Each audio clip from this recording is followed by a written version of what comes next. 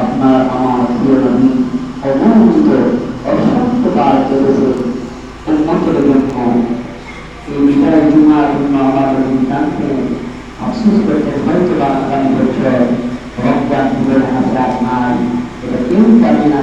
এই জন্য আমার নবী আখরি জুমায় মানে শেষ জুমায় চোখের পানি ফেলে উন্মতি জুমা ডাকতে যে আমার উন্মতেরা তোমরা যদি মাঝে জানে পবিত্র সময় আল্লাহর কাছে ক্ষমা চাইতে পারো, এর থেকে গাফিলতি আর কিছুই হতে পারে না। আর যদি আজকে এই দুটো তোমরা মাঝে মাঝে জানে ক্ষমা প্রাপ্ত হয়ে যেতে পারো, আল্লাহ তাআলা ওই সুন্দর জান্নাত তোমাদের জীবনে দিয়েছে। এই পবিত্র সময়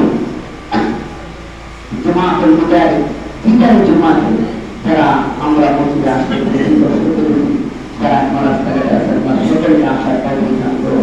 মহান রব্বুল আলামিনের দরবারে শুকরিয়া জ্ঞাপন করি, জবান আওয়াজ করে উচ্চ করে দোষীয় করি আলহামদুলিল্লাহ।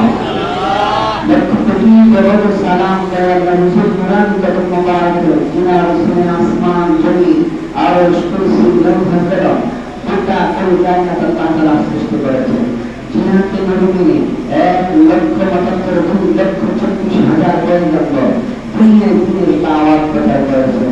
বিনা দরখাস্তে আল্লাহ তাআলা আপনাকে আমাকে আখির দরবারে উম্মত হিসেবে কবুল করেছেন। শুকরিয়া আল্লাহ আলহামদুলিল্লাহ। আজকের খুতবার বিষয়বস্তু দরিদ্রের মর্যাদা, ত্যাগ করি দরিদ্র তাদেরকে আল্লাহ তাআলা কতটুকু মর্যাদা দেন এবং সেগুলো মর্যাদার ভাগিদার কখন হতে পারবে বান্দা, কতটুকু ধৈর্য করলে, কতটুকু প্রয়োগ পবিত্র থাকলে ওই ব্যক্তি আপনার কাছে ধৈর্য দরিদ্রের মর্যাদা পাবে। এই সম্বন্ধে সত্যি আলোচনা আল্লাহ আমাকে বলার আপনাদের প্রত্যেককে শ্রবণ করে ধৈর্য তার উপর আমল করার তৌফিক দান করেন। সবাই বলুন আমিন। দুনিয়াতে আল্লাহ তাআলা অনেক মানুষ সৃষ্টি করেছেন, যাদের মধ্যে কিছু মানুষ টাকাওয়ালা হবে, কিছু মানুষ টাকা কম হবে, কারো সম্পদ বেশি হবে, কারো সম্পদ কম হবে। আল্লাহ বলতেছে ও দুনিয়ার মানুষ, আমি আল্লাহ ইচ্ছা করলে সকালে ঘুমিয়ে বিকালে ফকির বানাইতে পারি কি পারি না?